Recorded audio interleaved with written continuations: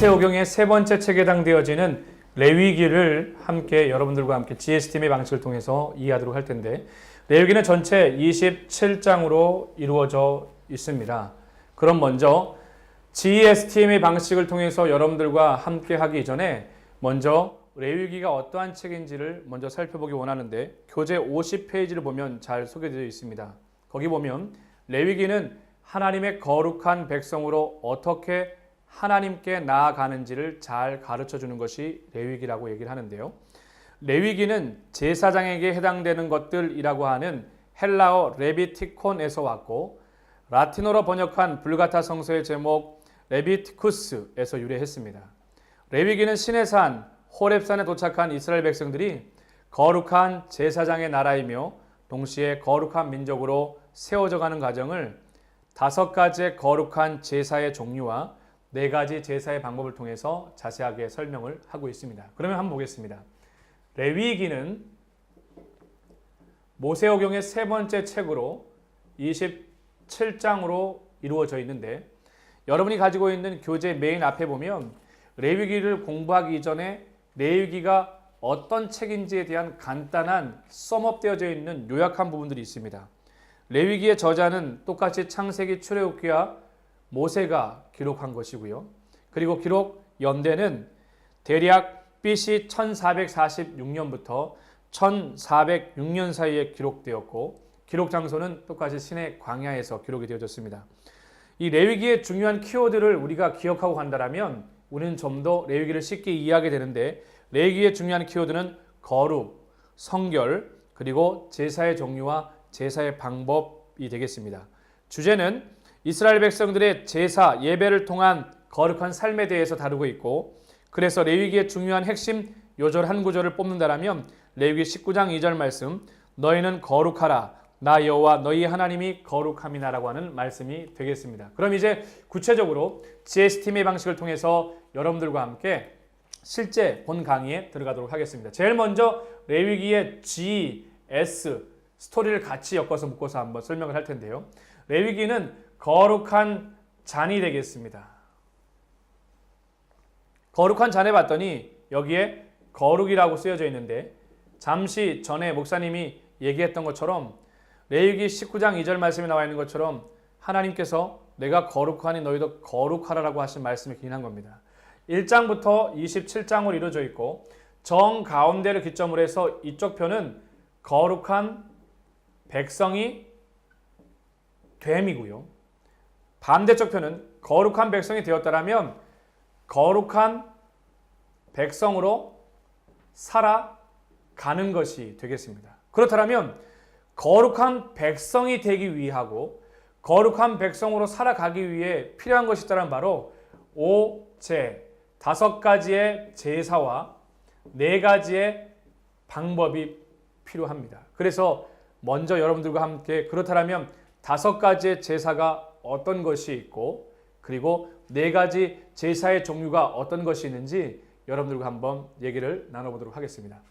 자, 여기를 주목해 보시면 5가지의 제사 중에 제일 첫 번째는 번제가 있고요. 두 번째는 소제가 있습니다.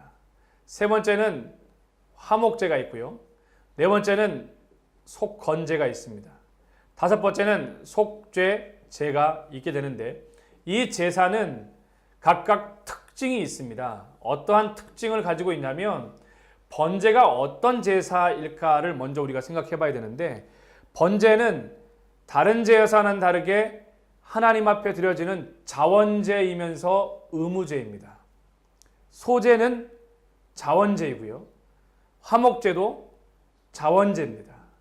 그러나 속건제와 속죄제 같은 경우에는 둘 다 의무로 드려야 되는 의무제에 해당이 되어집니다. 자원제는 스스로 자원해서 드리는 제사를 말하는 것이고, 의무제는 분명히 마땅히 드려야 될 제사를 이야기하게 되어지는데, 그럼 번제라고 하는 제사가 자원제이면서 동시에 의무제인데 어떤 제사를 말하는 것일까요? 여러분이 가지고 있는 교재 47페이지를 보게 되면 자세하게 구체적으로 설명되어 있는데, 이 번제의 제사는 첫 번째, 일반적인 속죄입니다. 두 번째는, 이 번제는 헌신과 성별을 뜻하며 전제라고도 표현하기도 합니다. 헌신과 성별이면서 전제라고 표현되는 제사의 방법입니다. 밑에 나와 있는 샵 표시를 보면 이 번제에 대해서 한 문장으로 잘 요약하고 있는데, 일상의 신앙 고백과 하나님을 향한 경배의 목적이 바로 번제가 되는 겁니다. 그리고 소제 같은 경우에는 두 번째 해당되어지는 소제도 자원제라고 하는데, 이 소제에는 하나님께 제사와 예배를 드릴 때에 항상 번제와 함께 드렸습니다. 소제는 항상 하나님께 제사하고 예배하며 나갈 때 번제와 함께 드려지는 제사였고요. 두 번째는 존경과 감사의 뜻으로 드려지는 제사였습니다. 화목제가 세 번째 소개되고 있는데, 똑같이 자원제인데 이 화목제는 어떤 제사이냐?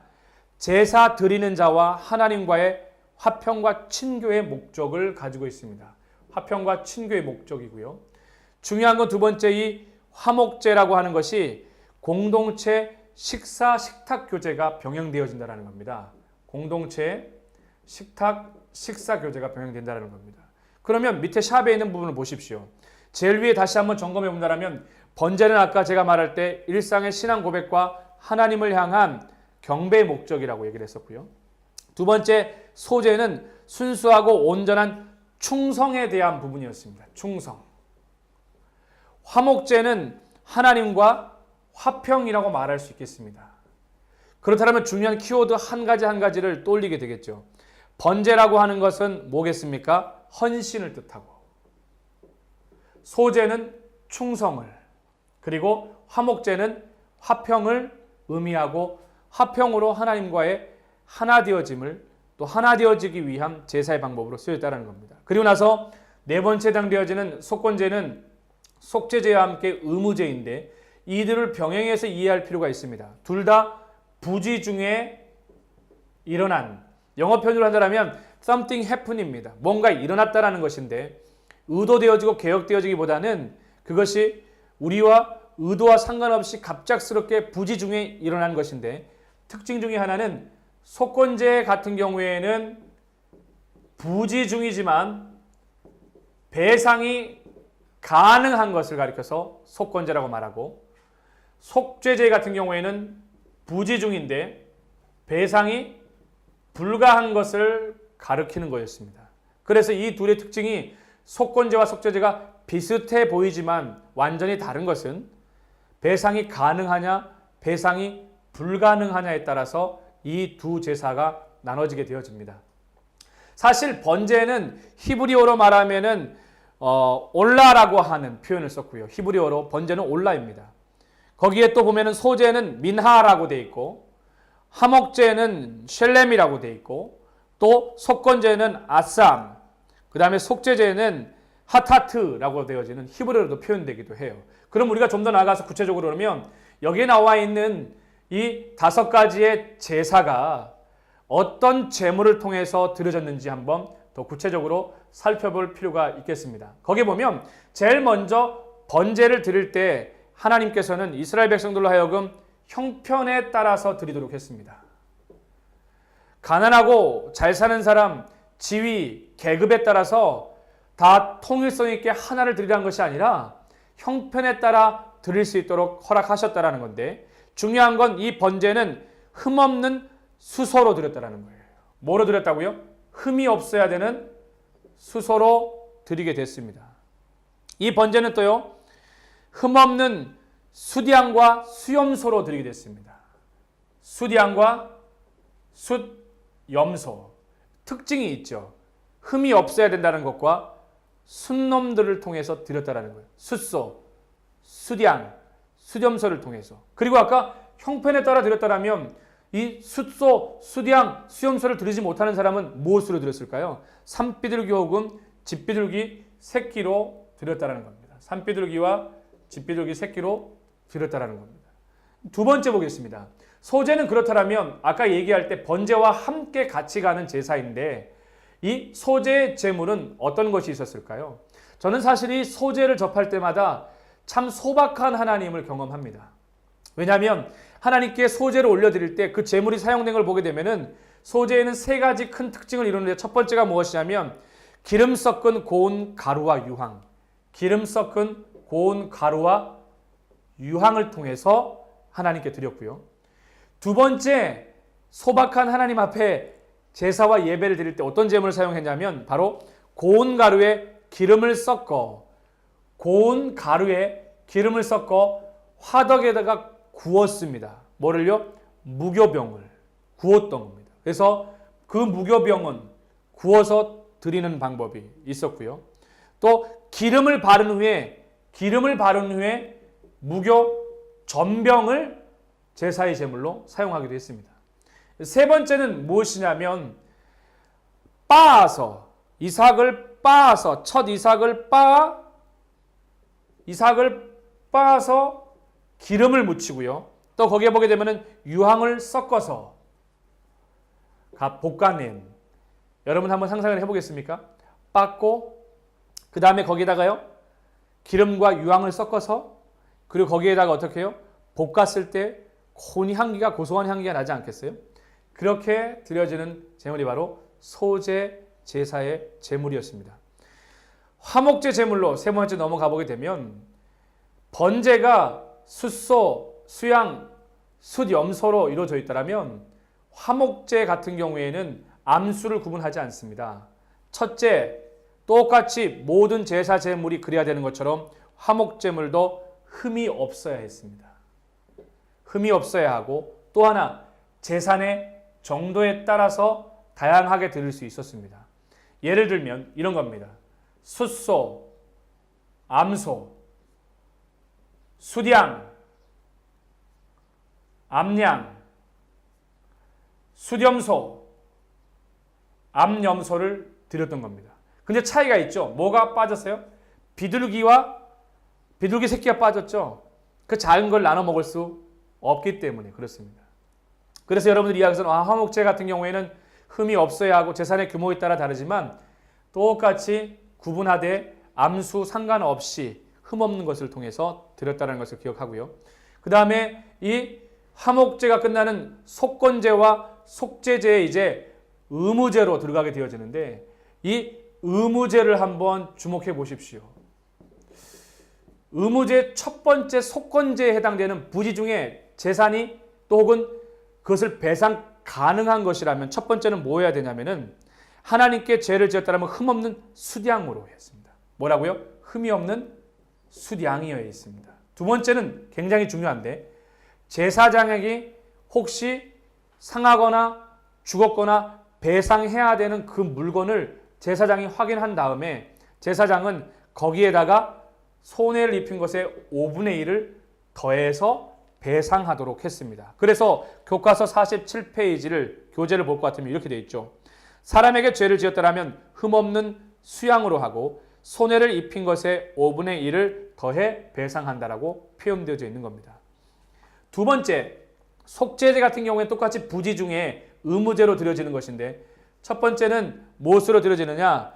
기존에 드렸던 것과는 다른 양식으로 속죄제는 이해해야 됩니다. 왜냐하면 흠없는 것으로 드리되 하나님께서 신분과 계급에 따라서 다르게 드릴 수 있도록 하셨기 때문에 그렇습니다. 그래서 여러분이 가지고 있는 교재 48페이지 하단 부분에 보면은 그 부분이 잘 나와 있는데, 공간적인 면 때문에 제가 여기다가 한번 표현을 해보도록 하겠습니다.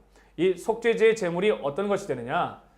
총 6개의 지위와 계급으로 구분을 했는데, 하나, 둘, 셋, 넷, 다섯, 여섯.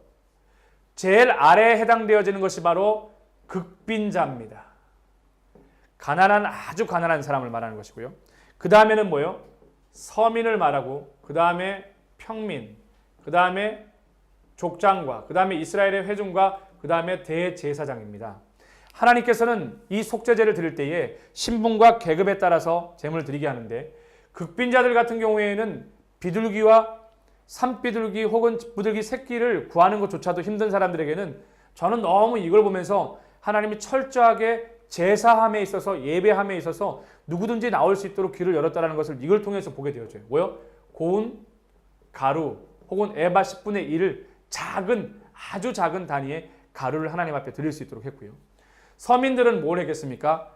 이 극빈자보다는 좀 더하지만 나는 그래도 뭘 준비할 수 있다?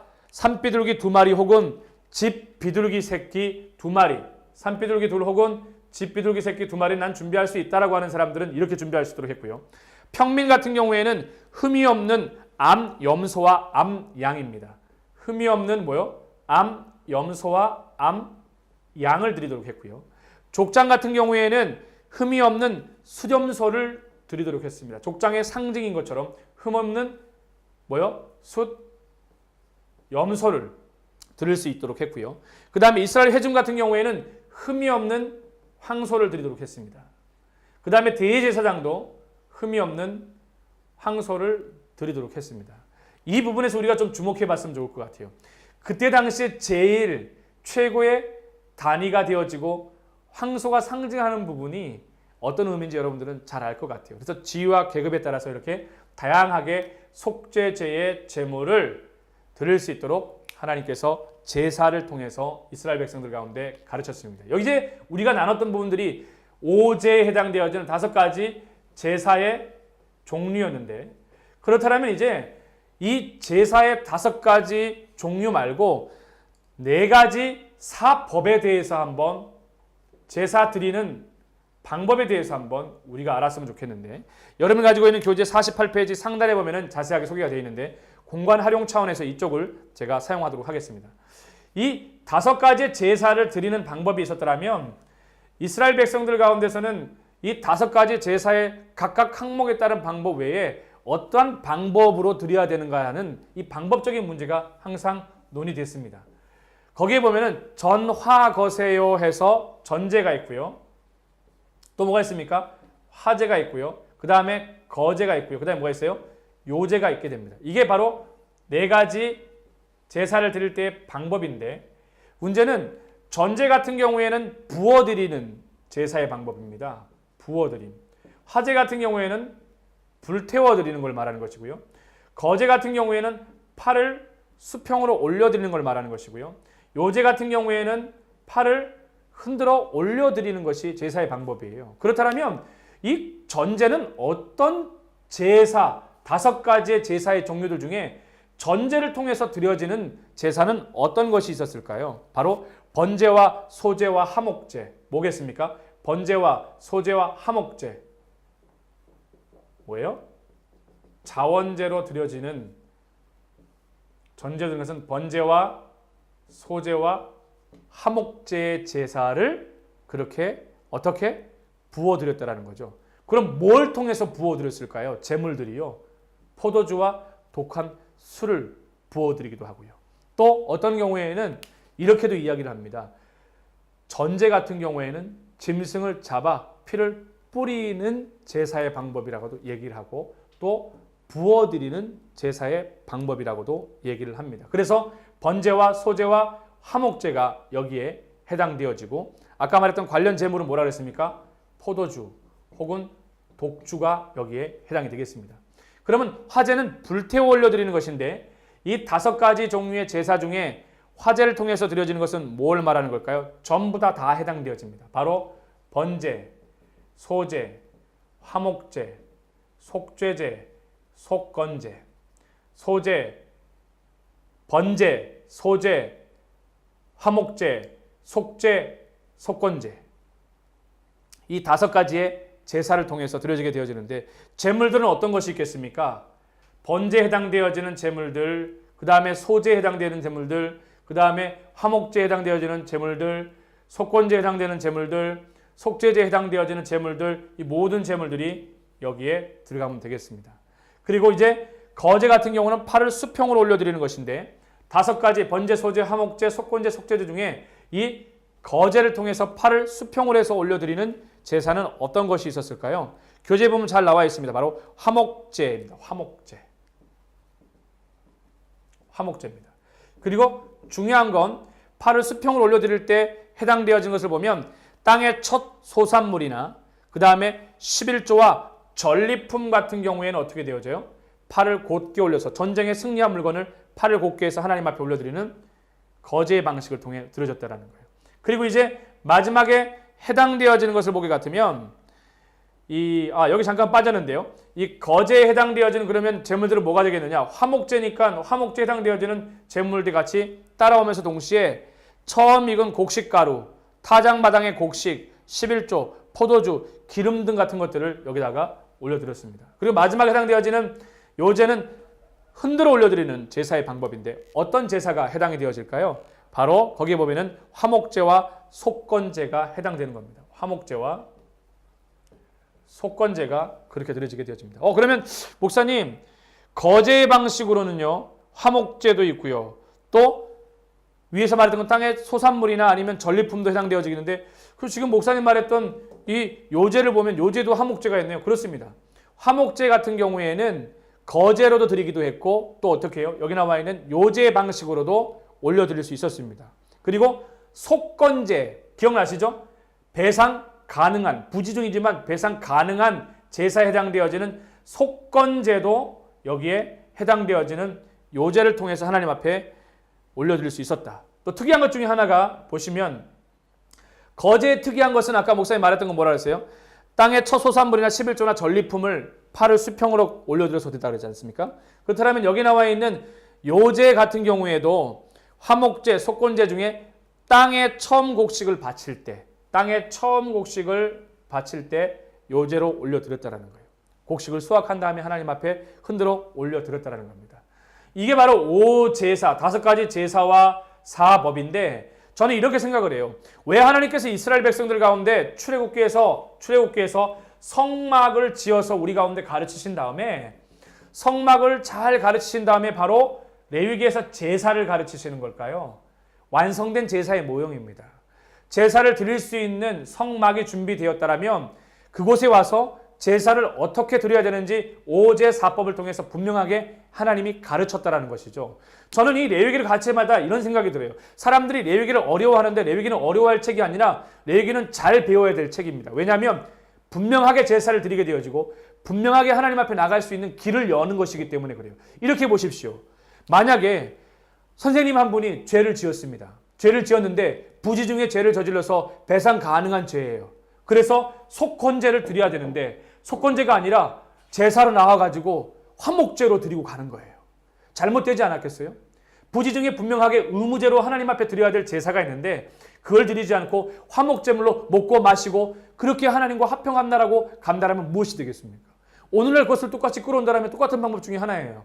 우리가 예배를 제대로 알지 못한다면 예배에 대한 찬양을 제대로 이해하지 못한다면 예배에 대한 대표기도와 봉헌과 우리가 섬기는 이 모든 예물을 드리는 것과 이런 것들을 이해하지 못한다면 우리는 바른 예배를 드릴 수 없어요. 그래서 그때도 예배를 잘하는 것이 중요했고 지금도 예배를 잘하는 것이 중요합니다. 그래서 저는 우리 교사들이나 학생들이나 이 강의를 듣는 모든 분들이 레위기를 잘 보고 레위기 안에서 가치 있는 워십이라고 하는 워디 있는 가치를 담아 하나님 앞에 올려드리고자 하는 바른 회복이 있었으면 좋겠어요. 그래서 이 레위기의 제사와 예배가 5제사법을 통해서 5가지 제사와 4가지 방법을 통해서 너무나도 중요하게 이해가 되어지는 겁니다. 그래서 레위기 안에는 이렇게 거룩한 백성이 되고 나서 거룩한 백성으로 살아가기 위한 5가지 제사와 4가지 방법이 너무나도 절실히 필요해요. 그리고 이 안에는 이스라엘 백성들의 구체적으로 하나님 앞에 어떠한 삶을 살아야 되는지에 대해서 자세하게 소개하고 있는데 그것은 바로 잠시 후에 A에서 검토를 해보도록 하겠습니다. 자 보십시오. GS를 묶어서 그래픽과 함께 스토리로 제가 이렇게 얘기를 담아냈습니다. 그 다음에 타임라인을 볼 것 같으면 제가 타임라인을 항상 여러분들한테 말할 때는 2가지를 기억해야 된다고 얘기했습니다. 뭘 기억해야 된다고요? 네? 대략적인 타임라인하고 구체적인 타임라인이 있다고 그랬죠? 대략적인 타임라인은 왜 중요합니까? 성경 구약 39권과 신약 27권을 한꺼번에 제일 마지막에 총정리하기 위해서 올리는 거예요. 그래서 이 대략적인 타임라인은 연도에 있어서 대략적인 포인트를 찍어요. 예를 들면 창세기에서는 세상의 시작과 함께 목사님 뭐 가르쳐줬어요? 아담과 함께 아브라함을 가르치셨죠? 아브라함을 몇 년이요? 2000년도라고 찍었습니다. 출애굽기에서는 대략적인 타임라인을 위해서 누굴 찍었어요? 모세를 찍었죠? 몇 년이요? 1500년을 찍었어요. 그렇지만 구체적인 타임라인을 위해서는 목사님이 창세기에서 구체적으로 대략적인 세상의 시작과 함께 아브라함의 출생과 아브라함의 죽음, 이삭의 출생과 죽음, 야곱과 에서와 요셉에 대한 구체적인 타임라인을 찍어줬어요. 출애굽기도 똑같아요. 구체적으로 목사님이 출애굽기에서 사건 중심으로 해서 모세가 언제 출생을 했고, 그리고 언제 출애굽기가 일어났고, 출애굽기의 제일 마지막 내용에 대한 부분이 뭐예요? 출애굽기 기억나십니까? 호렙산 시내산에 대한 표시를 하면서 제일 마지막에 성막이니까 성막이 언제 제정되어졌는지 제가 얘기를 했었죠. 언제였습니까? 1445년 이렇게 해서 구체적으로 찍어줬었잖아요. 그렇다면 오늘도 똑같이 타임라인을 한번 도겨볼게요. 이 레위기를 본다라면 레위기도 대략적인 타임라인을 본다라면 모세 이걸 보시면 돼요. 왜냐하면 모세 오경을 배우고 있고 우리는 모세가 죽기 전까지 모세 사망 시점 전까지 우리는 창세기, 출애굽기, 레위기, 민수기, 신명기가 다 똑같이 한 군데 올라가기 때문에 그렇습니다. 그러면 구체적인 타임라인을 통해서 볼 텐데 여러분이 가지고 있는 교재를 한번 한 장만 넘겨보시면 거기 51페이지에 나와 있습니다. 잘 보십시오. 출애굽기에서 성막을 하나님이 제정하시고 가르쳤다면 레위기에서는 그 성막 안에서 제사하는 법을 하나님께서 5가지 제사와 4가지 방법을 통해 가르쳐 주셨어요. 그러면 레위기에서 제일 중요한 건 뭐겠습니까? 보겠습니다. 여기 보십시오. 모세 출생과 출애굽을 찍을 때 모세의 출생 그리고 출애굽기의 핵심인 출애굽을 할 때 출애굽의 연도를 몇 년이요? 1446년으로 봐요. 출애굽할 때 제가 라수게비 홍수마엘 신느시 해서 그들이 출발할 때가 1월 15일이었고 신광야에 도착한 게 2월 15일이었고 3월 달에 도착을 했어요. 출애굽기 12장에서 출발을 해서 19장에 도착을 한 거예요. 그리고 십계명 돌파한 율법을 수요를 받고 성막을 지었을 때 성막이 몇 년이었습니까? 1445년이었습니다. 그리고 성막과 함께 바로 시작된 것이 뭐냐면 바로 레위기의 제사의 규례인데 레위기의 제사의 규례가 바로 똑같이 1445년인 겁니다. 그래서 레위기의 타임라인은 대략적인 타임라인과 함께 구체적 타임라인을 적을 때 레위기에 해당되어진 것은 바로 여기 1445년 똑같습니다. 바로 성막 제정 이후에 제사의 규례에 대한 양식을 배우는 것이 바로 여기에 해당되는 거죠. 그러면 매핑을 볼게요. 아주 쉽게 매핑을 여러분들과 함께 나누게 될 텐데 이 지도를 계속해서 보게 되는데 제가 이 성경을 공부하고 연구하면서 특징 중에 하나가 뭐냐면 하나님 주신 은혜가 뭐냐면 물과 강과 바다를 통해서 매핑을 하나로 엮어서 풀 수가 있었어요. 여기 뭐예요? 지중해죠. 여기는 갈릴리 호수입니다. 디베라, 게네사렛이라고 부르기도 하고요. 왜 똑같은 호수를 다르게 부를까요? 디베라 지방에서는 디베라 사람들이 바라보기에는 디베라 바다였기 때문에 그 다음에 게네사렛은 어떻게 해요? 게네사라 사람들 가운데는 게네사렛 사람은 게네사렛 바다였기 때문에 그리고 나아가서 여기 요단강이 흘러서 여기 사해가 있고요. 그 다음에 어디에 있습니까? 여기는 홍해가 이렇게 있는데 기억하십니까? 창세기에서는 마지막에 야곱의 70명의 가족이 완전히 이주해서 애굽에 머물게 되어지죠. 애굽 어떤 땅이요? 고센 땅에 머물고 정착하게 되는데 오랜 시간이 거쳐서 요셉을 알지 못하는 왕이 일어나면서 그 70여 명의 이주한 사람들은 무려 200만 명이나 되어지는 사람들이 되어집니다. 근데 그 가운데서 핍박받는 노예로 전락하게 되어지고 하나님께서 모세를 통해서 이스라엘 백성들을 출애굽시키시죠. 어떻게 해요? 라수게비 홍수마엘 신느시라고 해서 여기 시내산에 도착하게 만듭니다. 이 시내산에 도착한 이스라엘 백성들은 언제까지요? 레위기령 계속해서 시내산에서 머물면서 제사의 규례를 배우고요. 민수기도 10장 10절에 새롭게 가나안 땅을 떠나기 전까지 시내산에서 머물게 되어집니다. 그래서 매핑을 본다라면 창세기 말고 출애굽기는 이렇게 라암셋을 거쳐서 라수게비 홍수마엘 신느 시내산에 도착하는 과정을 다루고 있고 레위기는 시내산에 머물고 있는 것이 레위기가 되겠습니다. 그 다음에 GST, M, A를 본다라면 여러분이 가지고 있는 교재 한번 펴보십시오. 52페이지 보게 되면은 장별 주요 내용이 나오게 되어지는데 1장, 2장, 3장, 4장, 5장부터 해서 27장까지 소개되고 있는데 1장에 보면은 번제, 소제, 화목제, 속죄제와 속건제가 5장까지 연결되어져 있고요. 6장에서는 각종 제사의 방법, 사법이 나오게 되죠. 사법이 뭐가 되겠습니까? 전제와 화제와 거제와 요제를 통해서 이것을 통해서 어떻게 드려지는지 구체적으로 설명을 하고 있습니다. 6장에서는 각종 제사의 방법이 넘어가면 7장에서 제사장의 목과 8장에서는 제사장의 위임식, 그 다음에 9장에서는 아론의 첫 제사가 이제 공식적으로 드려지게 되어지고요. 그 다음에 10장에서는 나답과 아비후의 범죄입니다. 이 말이 무엇이에요? 하나님이 명하신 불 그대로 드리지 못하고 나답과 아비후가 어떻게 했습니까? 본인들이 생각대로 불을 들이고 나면서 죽게 되어지죠. 그 다음에 11장의 음식 정결, 12장에는 산후 결례와 13장에서는 문둥병 진단과 14장 문둥병 정결 의식, 15장에서는 유출병, 피 흘림에 대해서, 16장에는 대속죄일, 아사셀의 대속죄일에 대해서 얘기를 하고요. 17장에서는 피를 먹지 말라라고, 18장에서는 성윤리에 대해서 이야기를 하고 있습니다. 그 다음에 19장에서는 우리가 핵심 주제 말씀이죠. 내가 거룩하니 너희도 거룩하라는 말씀이 나와 있고요. 20장에서는 사형에 해당되는 범죄와 21장에는 제사장의 성결 규례, 22장에서는 성물과 희생의 제물, 23장에서는 여호와의 절기가 소개되고 있고 24장 신성모독, 25장의 안식과 희년입니다. 여기 잠깐 25장에 보면 희년이 나오게 되는데 희년이라고 하는 것은 7년의 7회인 77이 49, 그렇게 49년이 지난 50년째의 희망과 자유와 해방이 선포되는 겁니다. 땅들도 쉬게 만들고 묶여있던 종들도 풀어주게 되어지는, 그래서 이걸 영어로 표현하게 되어지면 주빌리라고 하는데 우리 교회도 주빌리 구국연합교도가 있죠. 해방, 자유케 하는 그 하나님의 은혜를 말하는 겁니다. 26장에서는 축복과 저주에 대한 부분이, 27장에서는 선과 11조에 대해서 구체적으로 소개하고 있고, 엑스트라 자료를 잠시 여러분들 한번 볼 것 같으면 그 위에 나와 있습니다.